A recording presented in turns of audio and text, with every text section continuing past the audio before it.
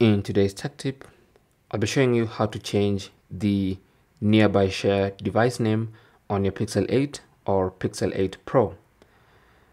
So this is basically the name that's going to be used when using nearby share.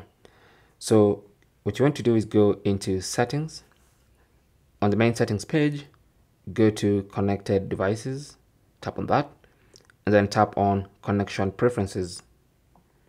Now here, look for nearby share, tap on it, and then you should see in the nearby share settings, first of all, the settings have to be enabled. Okay, so this has to be on first, and then go to device name, and then you can change the name. So let's delete this name and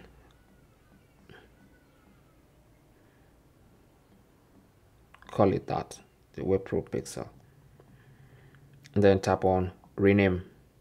And as you can see, our device name is now that name. We've successfully changed the name in nearby share. So when you're sending files to other people, they'll see that the file is being sent from this device. Okay, and also when people are sending files to you, they'll send to this device name. All right, thanks for watching. Comments and questions down below, and good luck.